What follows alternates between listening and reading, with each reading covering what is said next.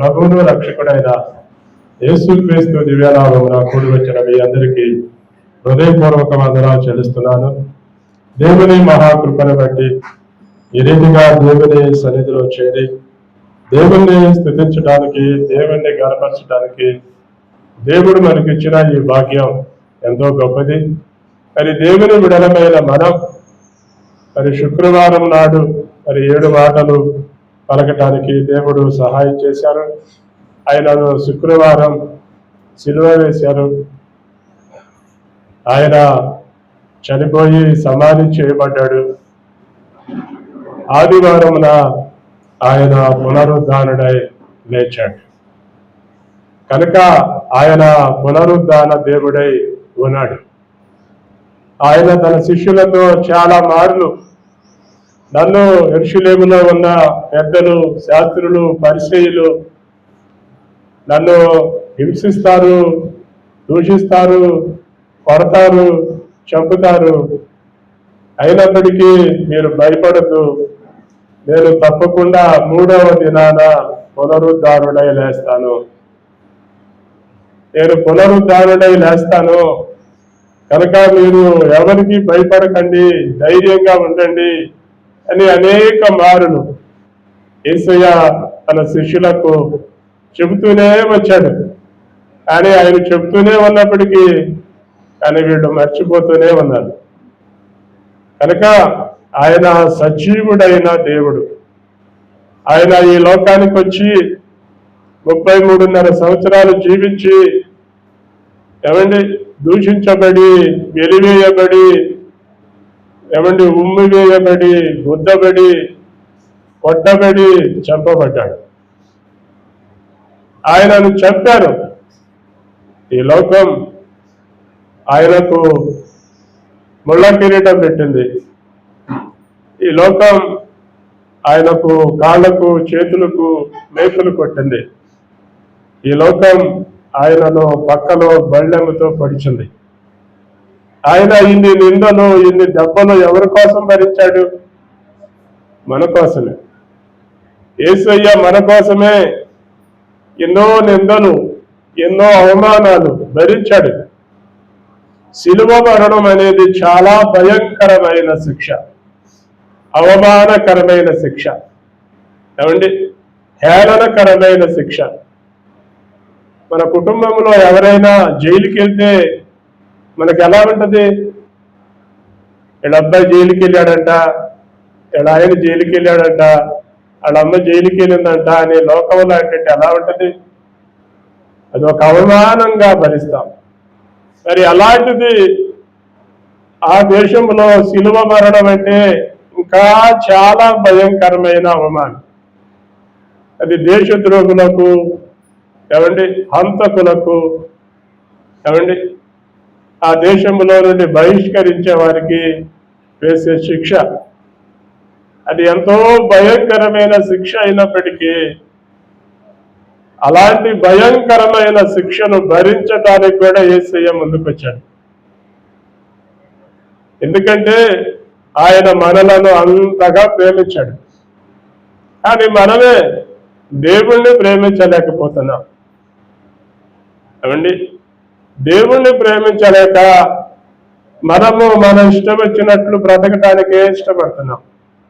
మన ఇష్టం వచ్చినట్లు మనం జీవించటానికే ఇష్టపడుతున్నాం. అది సరైన పద్ధతి అవదు.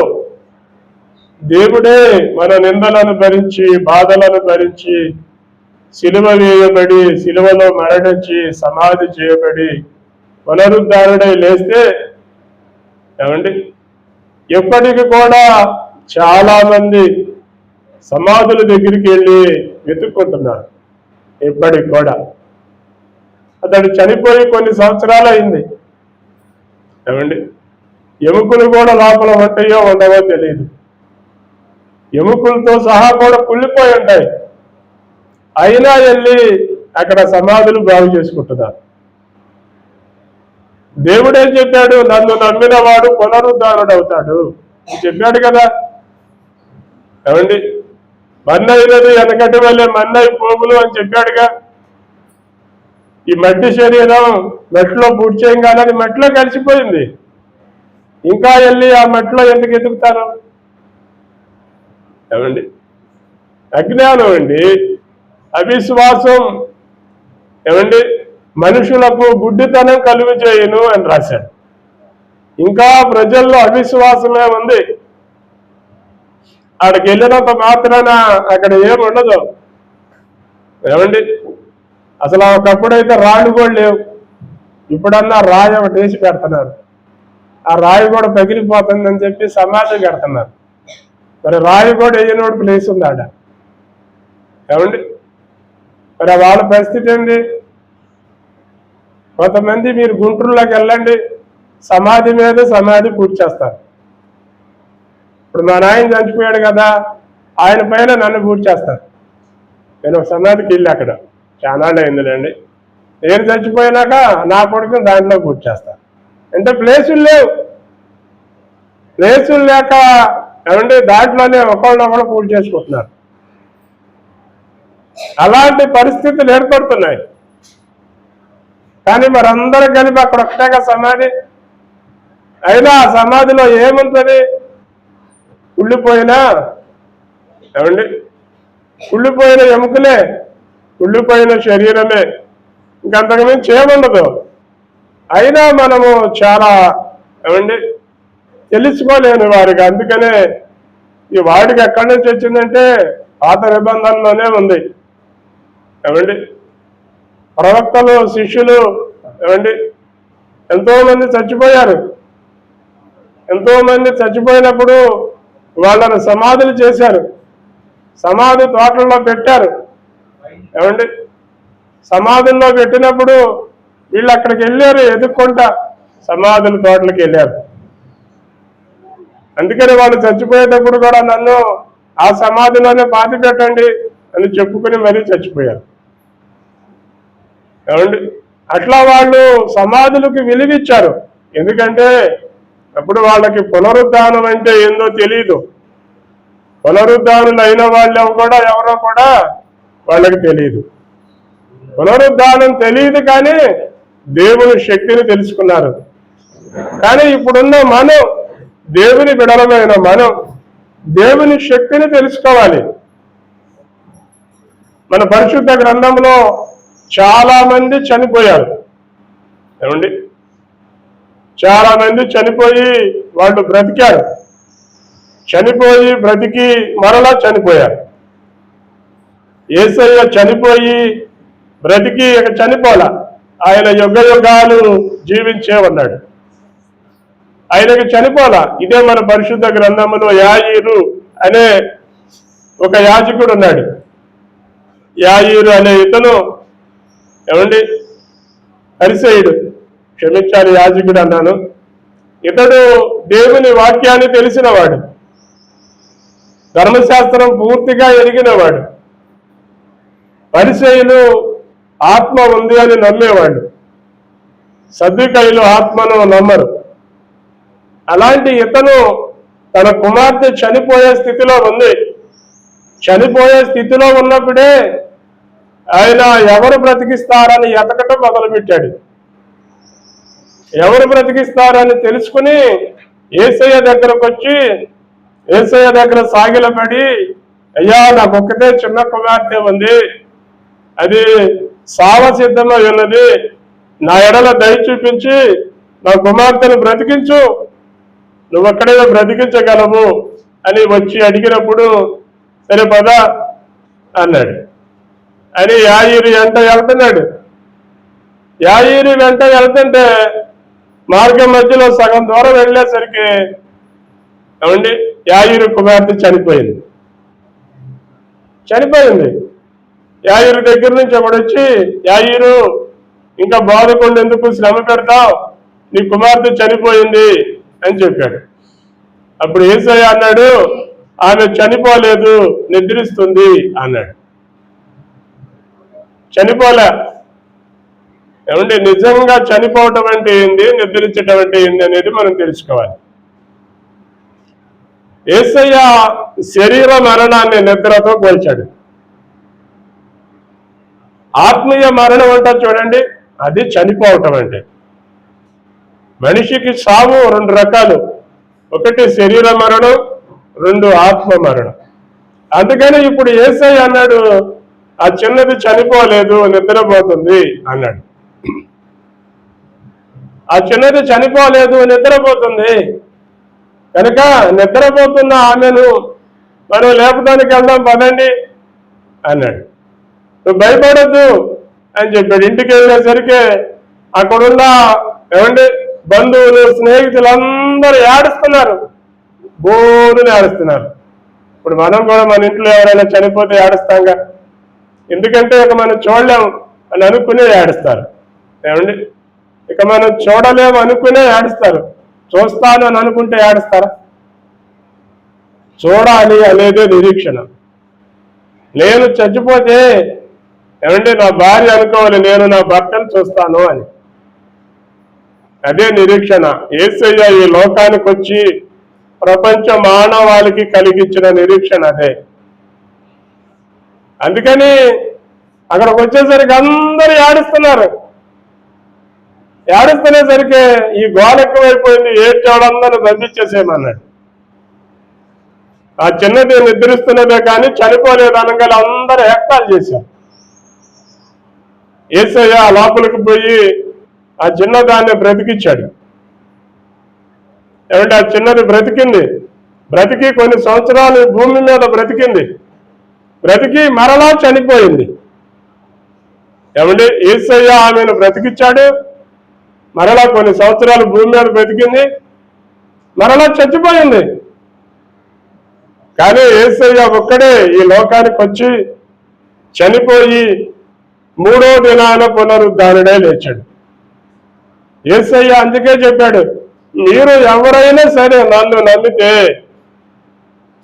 నా యందు విశ్వాసం ఉంచితే మీకు పరలోకాన్ని ఇస్తా అని వాగ్దానం చేశాడు. పరలోక రాజ్యం సమీపింపనై ఉన్నది, మీరు మారు మనసు పొందండి. మారు మనసు పొందే వాళ్ళందరూ పరలోకంలో ఉంటారు.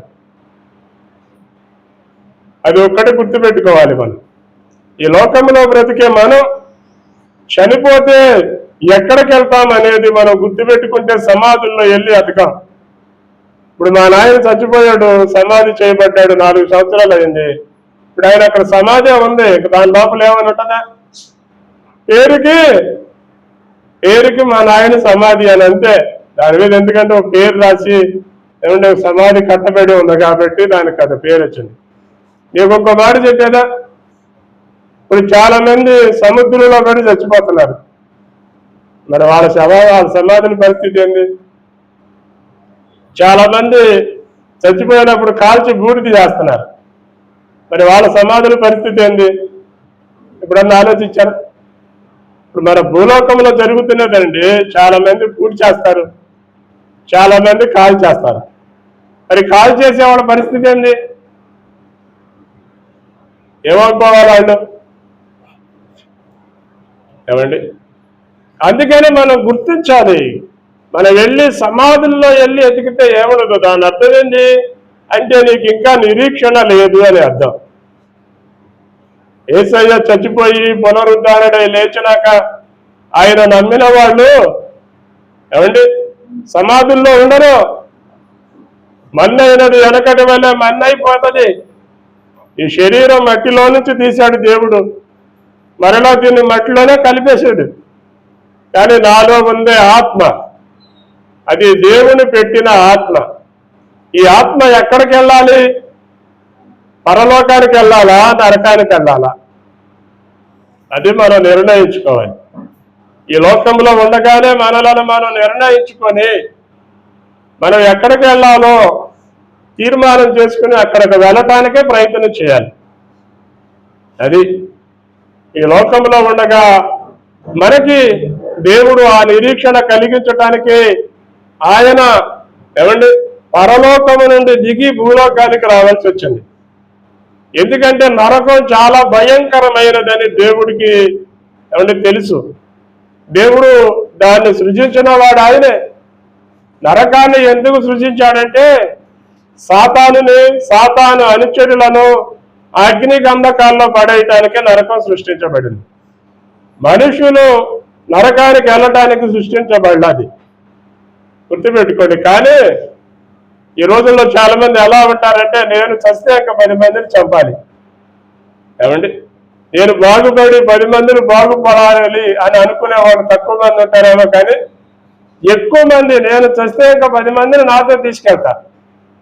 అందుకని సాతాను, ఏమంటే నేను ఒక్కకుండా నరకానికి పోతే ఎట్ట, ఇంకా నాతో పాటు కొంతమందిని తీసుకెళ్ళాలి, అది వాడి నిరీక్షణ. అందుకని సాతాను చేతులను ఉండకూడదు అనే దేవుడే పరలోకం నుండి దిగి భూలోకానికి వచ్చి మానవ శరీరాన్ని ధరించి ఈ లోకానికి సువార్తను ప్రకటించాడు. అందుకని నరకం చాలా భయంకరమైనది, అగ్ని ఆరదు, పురుగు చావదు, కనుక దాని నుంచి మీరు తప్పించబడాలంటే నేనే మార్గం, నేనే జీవం, నేనే అన్నాడు. నా ద్వారా తప్ప ఎవరు పరలోకం అనలేదు. కనుక మనం యేసయ్య ద్వారానే పరలోకానికి వెళ్తాం. అందుకని యేసయ్యను మనం నమ్ముకుంటే చాలు. యేసయ్యను మనం మన హృదయంలో స్థానం ఇస్తే చాలు, నీకు ఆయన పరలోకాన్ని ఇస్తాడు. కనుక మనం చదువుదాం మన పరిశుద్ధ గ్రంథంలో నుండి లూకా సువార్త 24వ అధ్యాయం 1 నుంచి 7వ వచనం వరకు చదువుదాం. ఆదివారమున తెల్లవారుచుండగా ఆ స్త్రీలు తాము సిద్ధపరిచిన సుగంధ ద్రవ్యములను తీసుకొని సమాధి వద్దకు వచ్చి సమాధి ముందర ఉండబడిన రాయి దొర్లింపబడి ఉండట చూచి లోపలికి వెళ్ళిరు, గాని ప్రభువైన యేసు దేహము వారికి కనబడలేదు. ఇందును గూర్చి వారికి ఏమీ తోచక ఉండగా ప్రకాశమానమైన వస్త్రములు ధరించిన 2 మనుషులు వారి యొద్ద నిలవబడి, వారు భయపడి ముఖములను నేల మోపి ఉండగా, మీరు సజీవుడైన వారిని మీరెందుకు మృతులలో వెతుకుతున్నారు? ఆయన ఇక్కడ లేడు, ఆయన లేచి ఉన్నాడు. ఆయన ఇంకా గలిలయలో ఉండినప్పుడు మనుష్య కుమారుడు పాపిష్ఠులైన మనుషుల చేతికి అప్పగింపబడి సిలువ వేయబడి 3వ దినమున లేవవలసి ఉన్నదని ఆయన మీతో చెప్పిన మాట జ్ఞాపకము చేసుకునేదని వారితో అనేది. యేసయ్య ముందుగానే చాలా సార్లు చెప్పాడు, నన్ను సిలువ వేస్తారు, నన్ను చంపుతారు, నేను 3వ దినాన లేస్తా. నేను లేచినప్పుడు మొట్టమొదటిగా గలిలయ దగ్గరికి వెళ్తా, మీరు అక్కడికి రండి, అక్కడికి వస్తే మీరు నన్ను చూస్తారు అని యేసయ్య బ్రతికి ఉన్నప్పుడే చెప్పాడు. ఆయన బ్రతికున్నప్పుడే నేను చనిపోయి 3వ దినాన గలిలయ కొండ దగ్గరికి వస్తాను, అక్కడికి మీరు రండి, అక్కడ మీరు నన్ను చూస్తారు అని ఆయన చెబితే వీళ్ళేం చేస్తున్నారు? ఆదివారమున తెల్లవారుచుండగా చీకటితో, ఏమండి, చీకటితోనే పెందల కాడే లేచారు, ఏమండి, పెందల కాడే లేచి సమాధుల దగ్గరికి వెళ్ళారు. అక్కడ సమాధుల దగ్గరికి 4 స్త్రీలు, కొంతమంది స్త్రీలు అని రాశారు. 4 స్త్రీల పేర్లు రాశారు, ఇంకా కొంతమంది అని రాశారు. వాళ్ళల్లో మగ్దలేని మరియా, యోహన్న, యాకోబు తల్లి అయిన మరియా, సలోమి, ఏమండి, మరొక కొంతమంది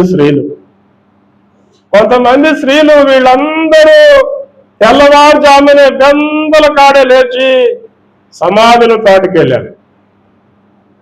వీడు గందల కాడే లేచి సమాధి తోట దగ్గరికి వెళ్ళేసరికి సమాధి తెరవబడి ఉంది. సమాధి తెరవబడి ఉండేసరికి వీళ్ళకి అర్థం కాల, ఇదేంది సమాధి తెరవబడి ఉంది, ఇక్కడ ఎందుకు సమాధి తెరవబడి ఉందని ఆశ్చర్యపోయి, ఏమండి, భయపడ్డారు. భయపడి సమాధి దగ్గరకు వచ్చి లోపలికి వెళ్ళి చూశారు. లోపలికి వెళ్ళి చూస్తే 2 దేవదూతలు ఉన్నారు అక్కడ. తల దగ్గర ఒక దేవదూత ఉన్నాడు, కాళ్ళ దగ్గర ఒక దేవదూత ఉన్నాడు. ఏమండి, ఆ దేవదూత ఉండి వాళ్ళతో చెప్తున్నాడు, సజీవుడైన వారిని మీరెందుకు మృతులలో వచ్చి వెతుకుతున్నారు? ఆయన ఇక్కడ లేడు, ఆయన లేచి ఉన్నాడు. సజీవుడైన వారిని మీరు మృతులలో వెతకండి, ఆయన పునరుద్ధారుడై లేచాడు అని చెప్పాడు. చెబితే వాళ్ళకి ఆ మాట చెవిని పడల. ఏమండి, చెవిని పడక ఇదే మన పరిశుద్ధ గ్రంథంలో యోహాను సువార్త 20వ అధ్యాయము, ఏమండి, యోహాను సువార్త 20వ అధ్యాయము 11వ వచనంలో ఒక మాట ఉంటది. అయితే మరియా సమాధి బయట నిలిచి ఏడ్చుచుండెను. తెల్లని వస్త్రము ధరించిన ఇద్దరు దేవదూతలు యేసు దేహము ఉంచబడిన స్థలములో తల వైపున ఒకడును కాళ్ళ వైపున ఒకడును కూర్చుని ఉండట కనబడెను. వారు, అమ్మా, ఎందుకు ఏడ్చుచున్నామని ఆమెను అడుగగా ఆమె, నా ప్రభువును ఎవరో ఎత్తుకుని పోయింది, ఆయనను ఎక్కడ ఉంచునో నాకు తెలియలేదని చెప్పాను. ఆమె ఈ మాట చెప్పుతూ వెతకటం ప్రారంభించిందండి.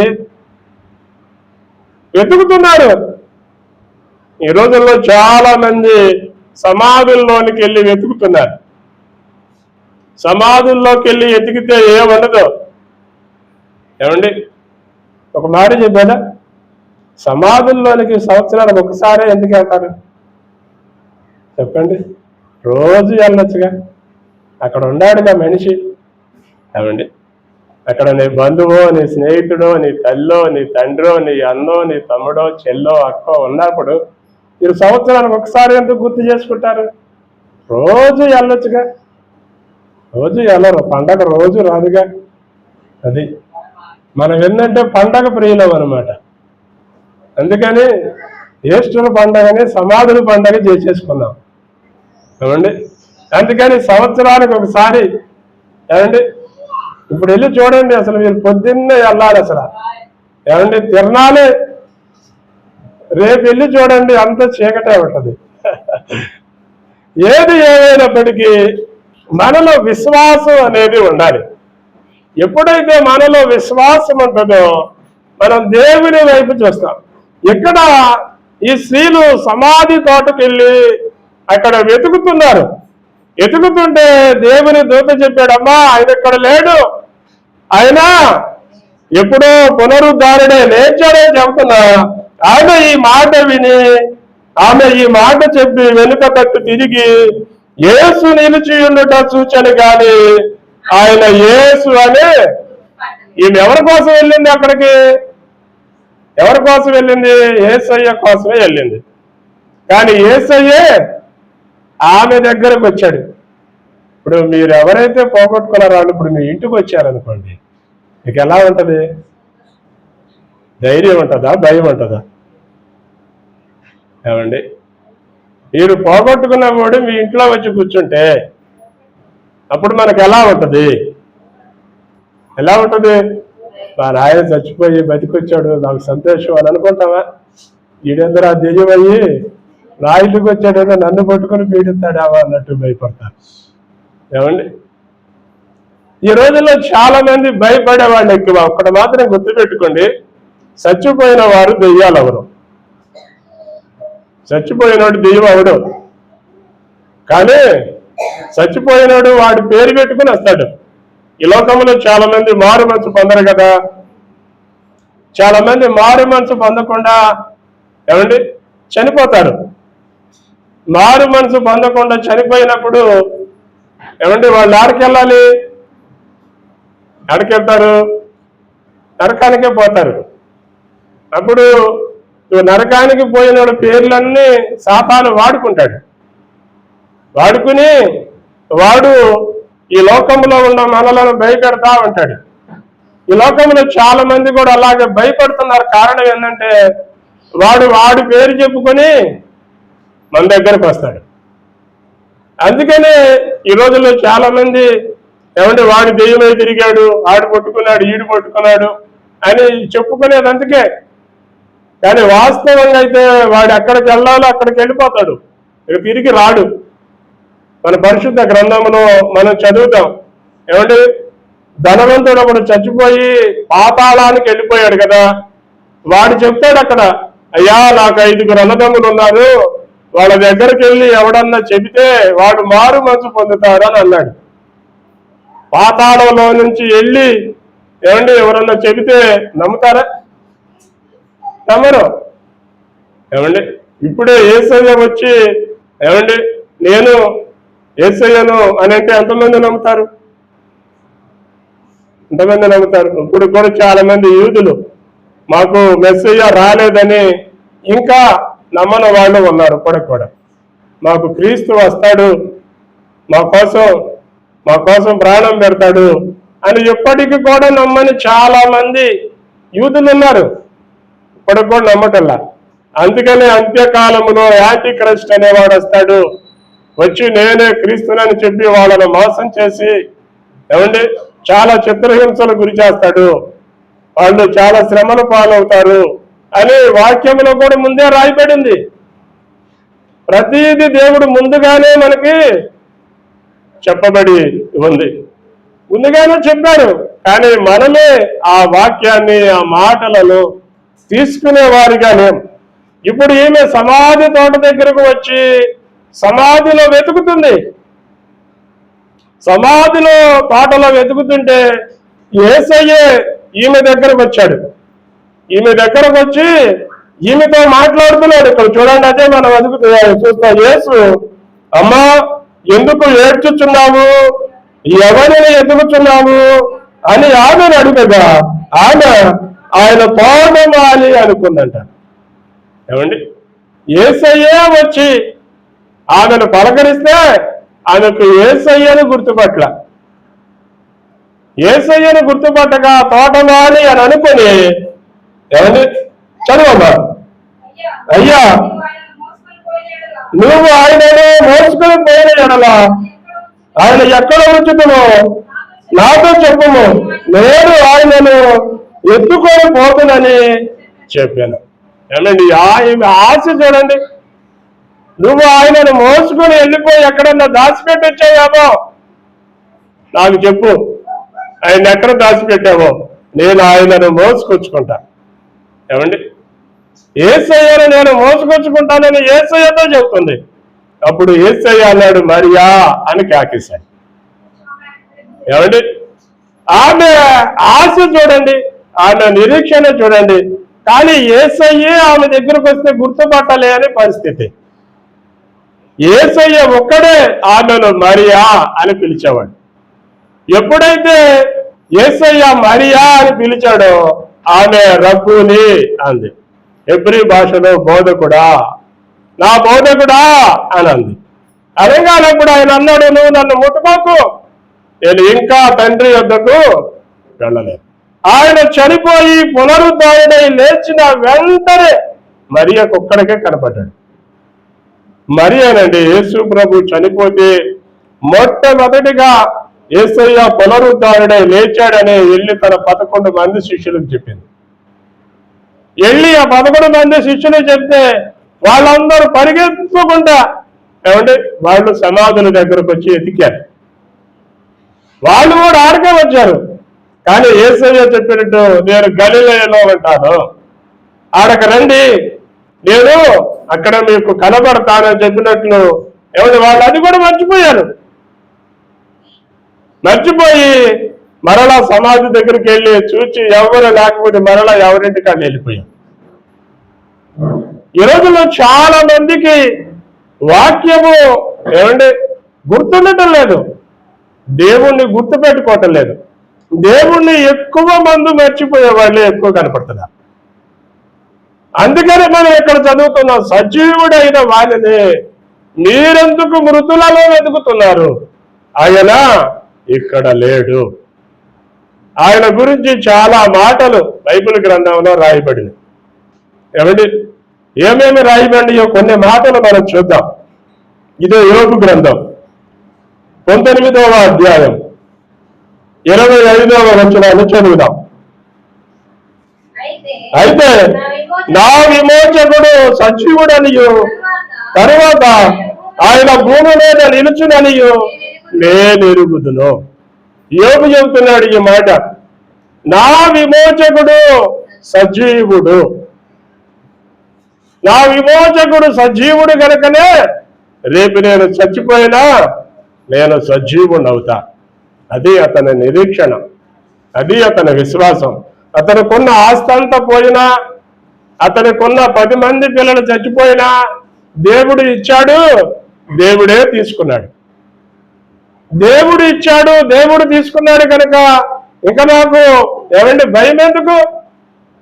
భయం ఎందుకు? నేను ఈ లోకానికి దిగంబరిగా వచ్చాను, రేపు దిగంబరిగానే పోతాను. ఎడకపోతాను అంటే నా విమోచకుడు సజీవుడు, ఆయన పరలోకంలో ఉంటాడు కనుక నేను కూడా చనిపోతే పరలోకానికి వెళతా. అది యోబు నిరీక్షణ. ఆ నిరీక్షణతో ఈ లోకంలో ఏమి ఉన్నా ఏమి లేకపోయినా దేవుడంటే చాలు అన్న విశ్వాసంతో బ్రతికాడు. రెండవ వ్యక్తిని మనం చూద్దాం. ఇదే కీర్తనల గ్రంథం 16వ అధ్యాయం 10వ వచనాన్ని చదువుదాం.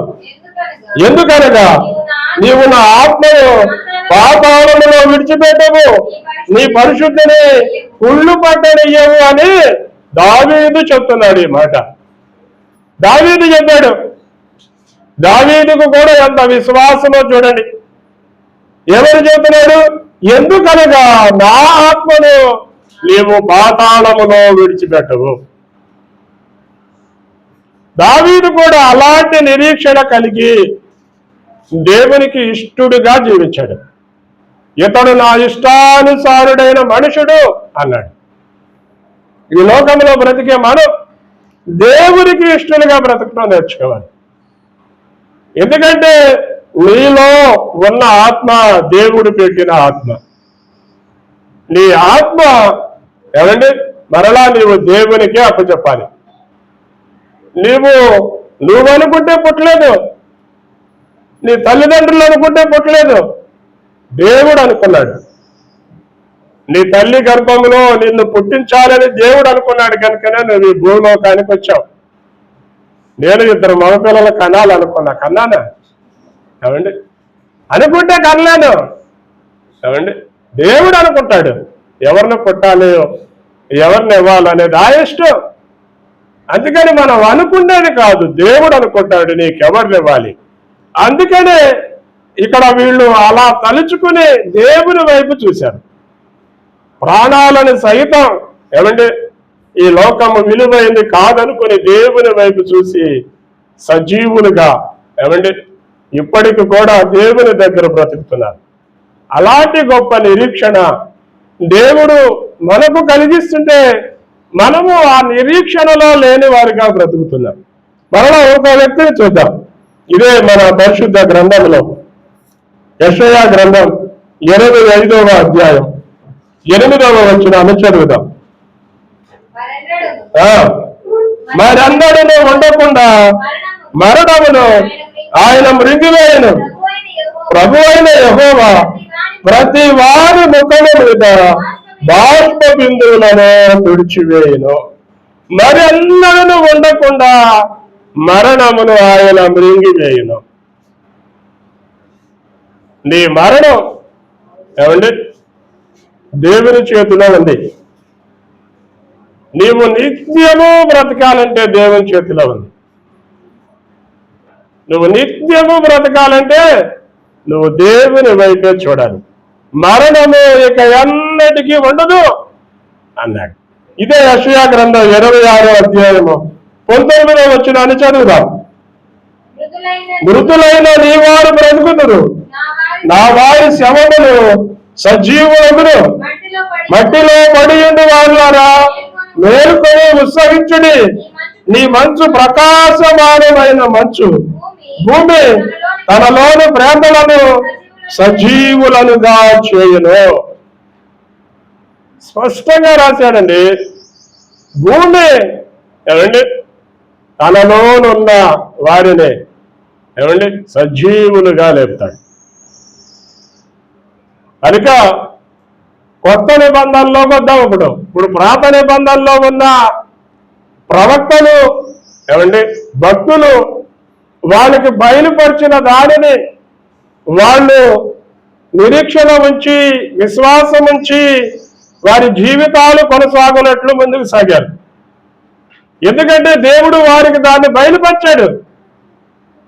నేను సజీవుడను, నేను పునరుద్ధానుడైన దేవుణ్ణి, మీరు కూడా ఆ శక్తిలో ఆ బలంలో ఉండాలంటే నన్ను వెంబడించండి అని అనేక మారులు చెప్పుకుంటూ వచ్చాడు.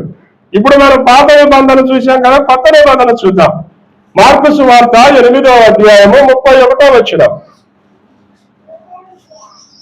మార్కు సువార్త 8వ అధ్యాయం 31వ వచనం.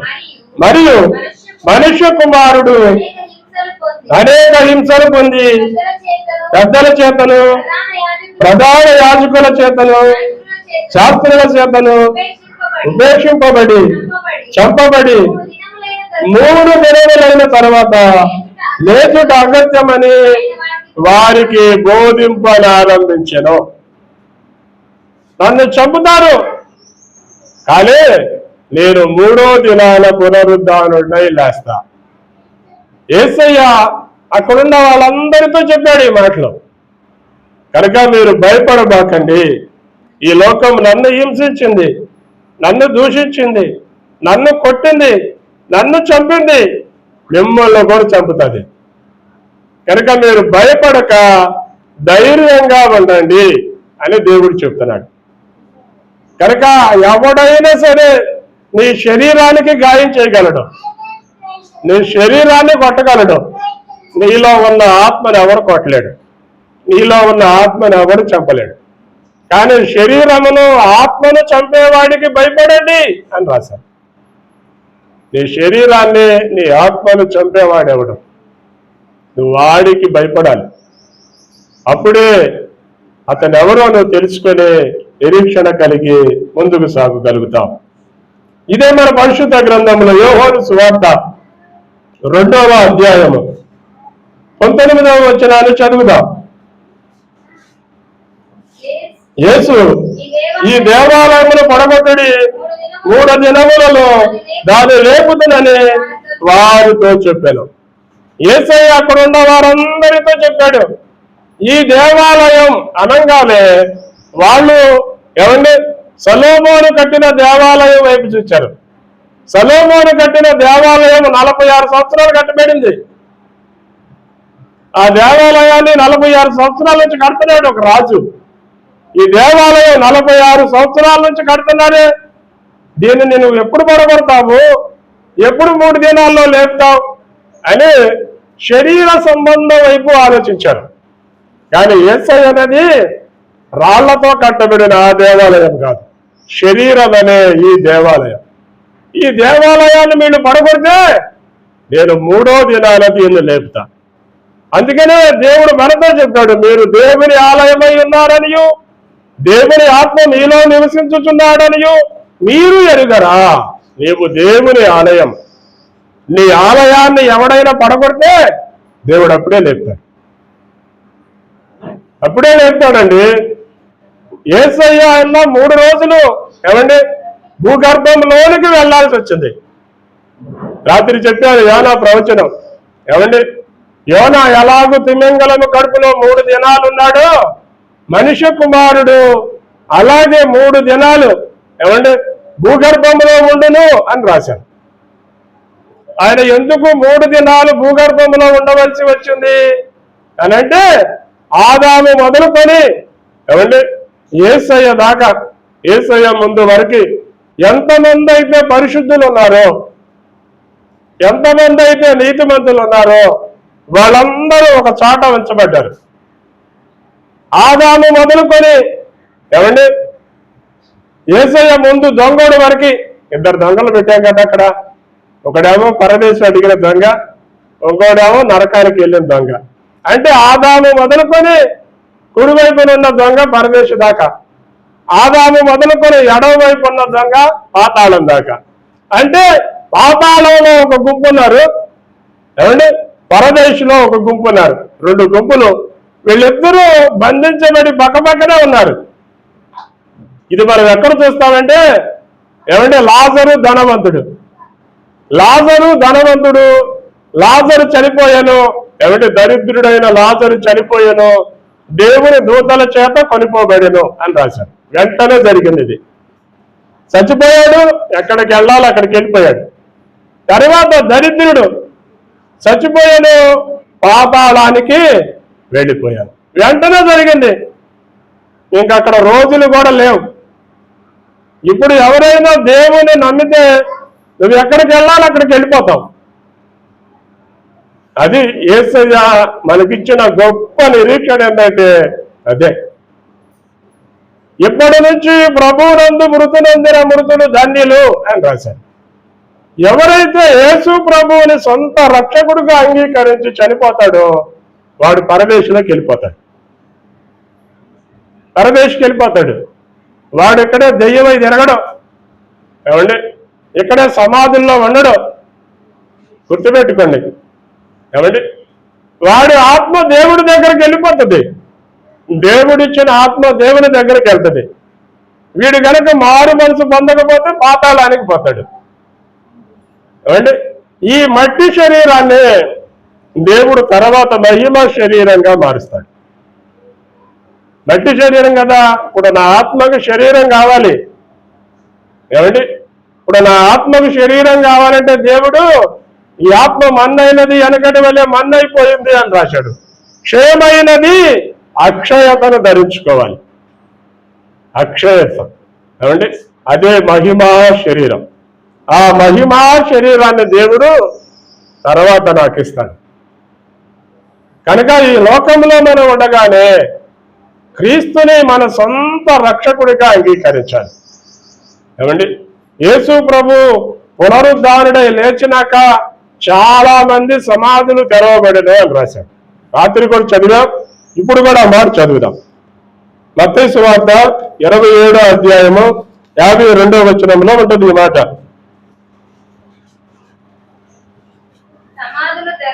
సమాధులు తెరవబడెను, నిద్రించిన అనేక మంది పరిశుద్ధుల శరీరములు లేచెను. వారు సమాధులలో నుండి బయటకు వచ్చి ఆయన లేచిన తర్వాత పరిశుద్ధ పట్టణములో ప్రవేశించి అనేకులకు కనబడ్డారు. అనేకమైన వారి కనబడ్డారు. ఆదాము మొదలుకొని యేసయ్య పక్కనే ఉన్నాడే దొంగ, పరమేశ్వరుడు అడిగాడు. వాడు ఏమండి వాడి వరకు వాళ్ళందరూ శరీరాలతో లేచారండి. వాళ్ళకు వచ్చిన ఆ శరీరం మట్టి శరీరం కాదు, మహిమా శరీరం. అప్పటి వరకు అందరూ మరణం బంధించింది. ఎందుకంటే దేవుడు ఏమండి ఈ ప్రపంచం మీద ఉన్న అధికారం అంతా దేవుడు ఆదాముకి ఇచ్చాడు. ఆదాముకిచ్చి దీనిని నువ్వు ఏలు అన్నాడు, దీనిని నువ్వు పరిపాలించు, నువ్వే రాజువి అన్నాడు. ఆదాముకిచ్చిన ఆ రాజదండాన్ని, ఆదాముకిచ్చిన అధికారాన్ని సాతాను మోసం చేసి ఆదాము దగ్గర నుంచి దాన్ని లాక్కున్నాడు. సాతాను యేసయ్య దగ్గరకు వచ్చి చెప్తాడు ఈ మాట, ఏమని? ఇదిగో ఈ లోక రాజ్యాలంతా నా వశములో ఉన్నాయి, నీవు నాకు పూజిస్తే నేను నీకు ఈ అధికారాన్ని ఇస్తా. అందుకని ఈ అధికారాన్ని సంపాదించుకోవాలంటే రక్త ప్రోక్షణ జరగాలి. రక్త ప్రోక్షణ లేకుండా పాప క్షమాపణ రాదు. ఆ రక్త ప్రోక్షణ ఎలాంటి రక్త ప్రోక్షణ? పాపము లేనిది. ఆదాము మొదలుకొని ఇప్పటి వరకు పుట్టే ప్రతి వాడిలో పాపం ఉంది. కానీ యేసయ్య ఒక్కడే పాపము లేనివాడు, పరిశుద్ధుడైన దేవుడు. ఆ పరిశుద్ధుడైన దేవుడు తన పరిశుద్ధమైన రక్తాన్ని కాచి మనందరి మీద ప్రోక్షించాడు. అందుకని మన పాత నిబంధనలో చూస్తే ఎవడైనా పాపం చేస్తే గొర్రె పిల్ల కానీ, మేక పిల్ల కానీ, ఎద్దు కానీ, పావురములు కానీ ఏదో ఒకటి దేవుని ఆలయానికి తీసుకొచ్చి దాని మీద వాడు చేయి పెట్టి రక్తం చిందిస్తే అప్పుడు వీడి పాపం పోయిద్ది, వీడి పాపం క్షమించబడుతుంది. మళ్ళీ పాపం చేస్తే మళ్ళీ ఎద్దు తీసుకురావాలి. అంటే ఆ రోజుల్లో పాపం చేసిన వాడు ఏమండి తప్పకుండా ఏదో ఒకటి చెల్లించాలి. అందుకని యేసయ్య మనందరి పాపముల కొరకు ఒక్కసారి తానే బలైపోయి తన రక్తాన్ని చిందించాడు. ఇక ఇప్పుడు ఎవడైనా పాపం చేస్తే ఎద్దు తీసుకెళ్లి బలివ్వాల్సిన పని లేదు, పావురామును తీసుకెళ్లి బలివ్వాల్సిన పని లేదు.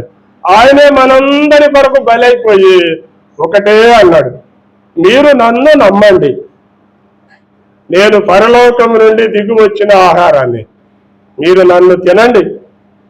ఎవడైతే నా శరీరాన్ని తింటాడో, ఎవడైతే నా రక్తాన్ని త్రాగుతాడో వాడు నిత్య జీవము గలవాడు అని చెప్పాడు.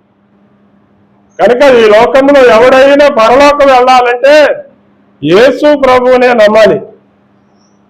యేసు ప్రభువుని నమ్మకుండా నువ్వు ఇంకా ఎవరిని నమ్మినా పరలోకం వెళ్ళదు. యేసయ్య నేనే మార్గమును, నేనే సత్యమును, నేనే జీవమును, నా ద్వారా తప్ప ఎవడు పరలోకం వెళ్ళడు.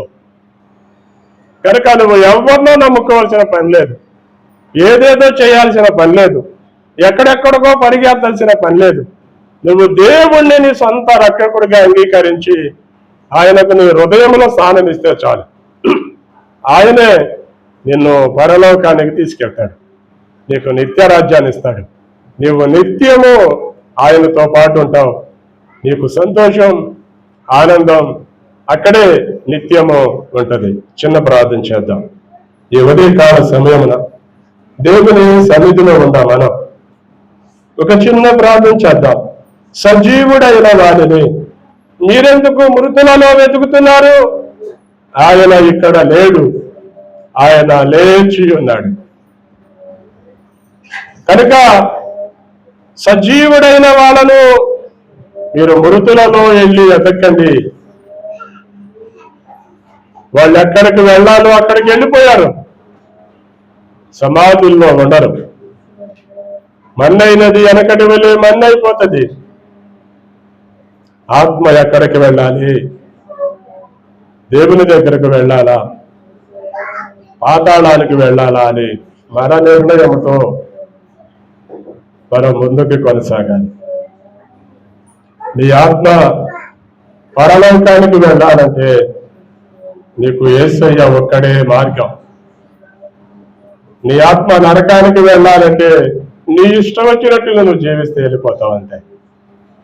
అది పరలోకం వెళ్ళాలంటే మాత్రం నీకు యేసయ్య ఉండాలి. యేసు లేకుండా పరలోకం లేదు. కనుక యేసయ్యను నీ సొంత రక్షకుడిగా అంగీకరించి ఆయన వైపు చూడు. ఆయన నీకు నిత్య జీవం ఇస్తాడు. మహాపరిశుద్ధుడు అయిన మా తండ్రి, పరలోకమందున్న మా ప్రభువ, పరిశుద్ధ పుణ్యపాదములకు స్తుతులు, స్తోత్రములు, వందనాలు చెల్లిస్తున్నాము తండ్రి. మా తండ్రి, సర్వశక్తిమంతుడా, సర్వోన్నతుడా, గొప్పదేవుడా, మా రక్షకుడా యేసయ్య, స్తోత్రాలు, వందనాలు చెల్లిస్తున్నాము నాయన. అలాగే ఉదయకాల సమయమున ఈ వాక్యంలో నుండి మీరు మా అందరితో మాట్లాడుతున్నారు ప్రభువా. స్తోత్రాలు, వందనాలు. ఈ ఉదయకాలం ఆదివారం ఆరాధనకు కూడి వచ్చిన ప్రతి ఒక్కరిని మీరు పేరు పేరున దర్శించండి, పేరు పేరున తాకండి, పేరు పేరున ప్రతి ఒక్కరిని చూడండి ప్రభువా. ఎవరెవరు ఏ అవసరతలో ఉన్నారు, ఏ అక్కడలో ఉన్నారు, ఏ వేదనలో ఉన్నారు, ఏ సమస్యలలో ఉన్నారు నాయన, ఈ విడలను మీరు చూడండి. వారి ప్రతి అవసరతల అక్కర్లు మీరు తీర్చండి. వారి విడలను బలపరచండి. అనారోగ్యాలతో ఉన్న విడలను స్వస్థపరచండి. ఈ సన్నిధి మీ సమాధానంతో ప్రతి ఒక్కరిని మీరు నింపి పేరు పేరున దీనిచ్చి ఆశీర్వదించి మహిమ పొందలేదు.